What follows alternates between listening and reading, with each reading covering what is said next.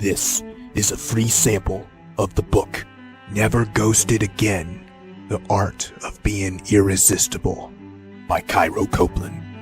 The first half of this book is posted right here on YouTube, free for everyone to listen to. If you like this content and want to hear or read the rest, or want to listen to it free of ads, visit reinventideal.com/ghosted. The book is available on Kindle, paperback, and Audible at reinventideal.com/ghosted. Chapter 7. There's this one girl. Before we continue to explore what kind of man can attract this woman, something very important needs to be said, especially if you believe you've already found such a woman. The most important thing to believe going forward is that she is by no means the only woman like that. Any girl you come across that fits your ideals is not the only one who can. Do not ever think that for a second. There are 4 words that are deadly to your possibility of becoming the irresistible man that she's been waiting for her whole life to meet. If you utter these 4 words ever, stop right where you are and come back to reread this chapter. The 4 words. There's this one girl. One of the big problems this book has with online dating is the scarcity mindset it will create for you. This mindset is the enemy of being irresistible, and it makes you believe that you have limited options in dating. And since all behavior stems from a certain belief, this belief will surely bleed out into your behavior. Women will notice this, and they will be naturally repelled. The belief begins to fester when you've met the supposed girl of your dreams, and she inspires new dreams when you've married her in your mind, and you've played out a whole life with her in your fantasies. You must fight yourself when your mind wants to do that. Believing that she is your last best hope for love will cause you to make desperate moves, constantly seek her attention and approval, and make you look needier than ever, all of which causes her to lose any attraction for you that she otherwise would have had. Case in point. Jonah had this problem once. He would finally get a girl on a dating site to reply to him, and they'd start something, maybe even go on that first date together. Or there'd be a new single girl at his job. Or when he finally got the courage to start approaching them in public, and one showed interest, he'd finally do the same with her, and he'd wrap his head around the idea of her being his saving grace. Finally, he thought, I can relax. Thus, he stopped looking at other girls, stopped putting himself out there, and stopped working on himself to be more attractive. Can you guess where this went? The best employees that are seen as indispensable to a business are the ones that never stop trying to become more qualified for the job they already have. The irresistible man has the same mindset when he's deep in a relationship, and he certainly doesn't stop when he has 5 women interested in him at the same time. Otherwise, how can he be sure that these 5 out of the 3.5 billion out there are the best 5 that he can have? This isn't to piss on monogamy or promote the player lifestyle, but rather to shatter the scarcity mindset. Believing that you have limited options with women will make you tolerate a lot more shit from them, and it is built into their subconscious to throw shit at you, specifically to see how many options you have. When they sense you have too few, they lose attraction for you. It's just the nature of females. They want what other women want. For what logical reason would they want those expensive, uncomfortable shoes? Or the $4,000 handbag that serves no purpose greater than a $5 bag? Or why do they wear dresses they don't even like? Because other women like it. They are the same way with men. Jonah would put up with so much shit from these girls he got a little further with than a fake number and ignored messages online. He feared they would be hurt if he didn't text them, "Good morning, beautiful," every day, or attempt to have a long phone conversation with them each night. He even put up with flakes on dates at the last minute. He worried that if he didn't constantly remind them of his interest, they would move on. No woman is too valuable that you must lower yourself to this level. You are valuable too, and she's perfectly capable of picking up the phone and calling you. If she doesn't, she is the one not worthy. All the time and energy Jonah wasted on one woman, he could have easily found 10 more, which brings up the most important point of this chapter. Women are not scarce, but your time sure is. Perhaps the greatest negative effect of the scarcity mindset, or one-itis, or just believing there's this one girl, is that you will read deep into everything she does for meaning that's not even there. You find yourself asking, she touched me for a millisecond longer than usual. That means something, doesn't it?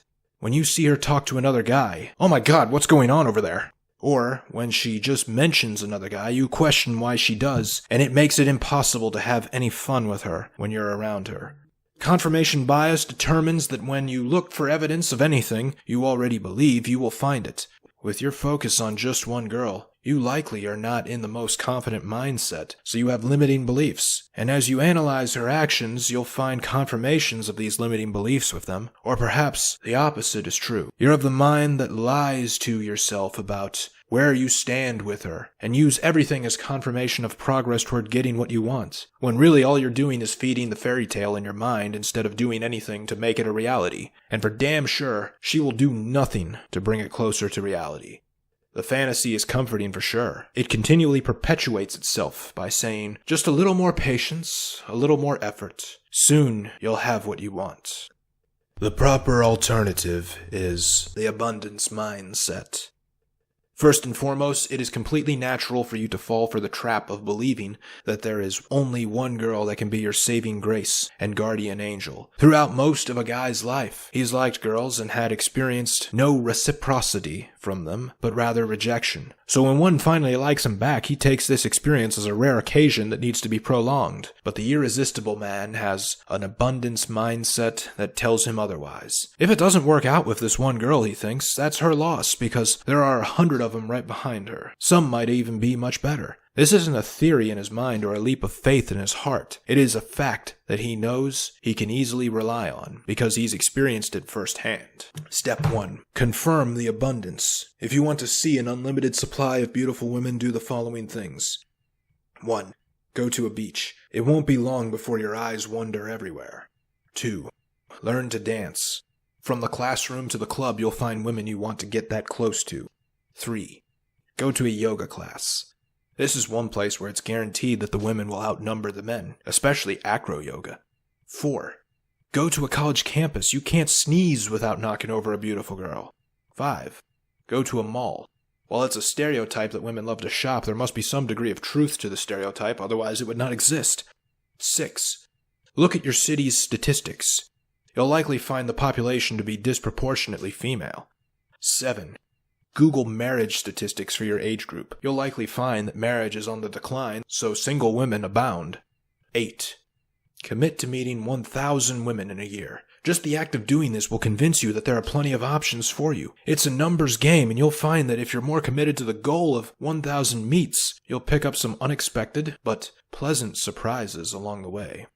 Step 2. Think it through.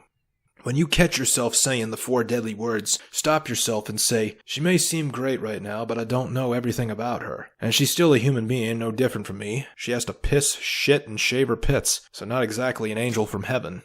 Further, remind yourself that feelings change over time. Perhaps you've experienced this rush from someone before, and then later lost those feelings as the relationship devolved into arguments about leaving the toilet seat up. Step 3.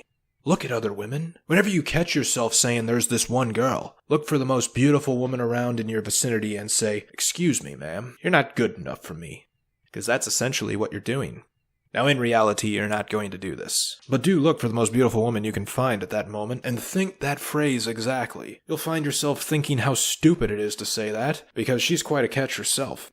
This works especially well on a woman that you would otherwise think to be way out of your league.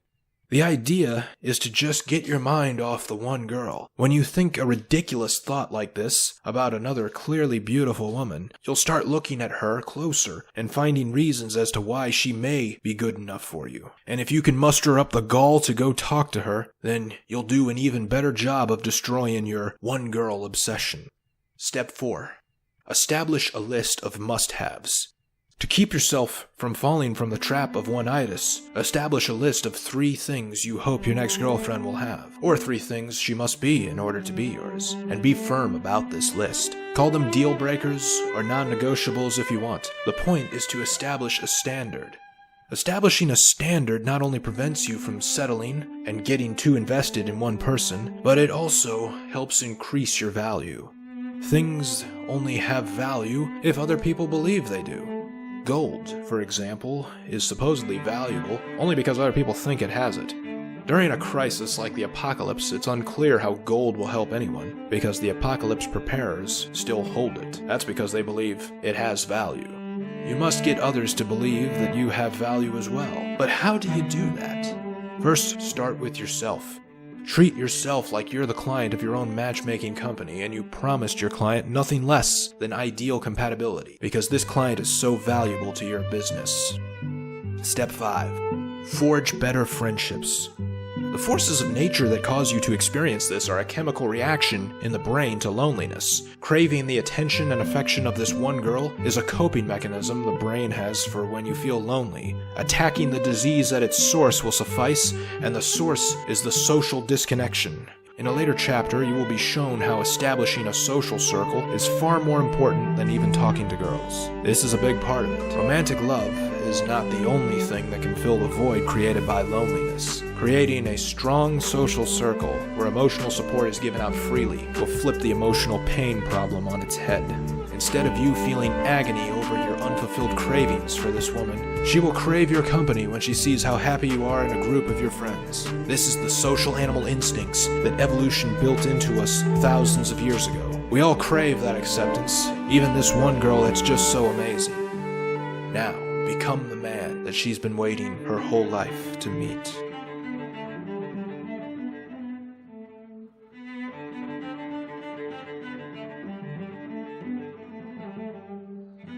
Thank you for listening to this free sample of the book, Never Ghosted Again, The Art of Being Irresistible by Cairo Copeland. If you enjoyed it and want to hear or read the rest, or want to listen to it free of ads, visit reinventideal.com/ghosted. The book is available on Kindle, paperback, and Audible at reinventideal.com/ghosted.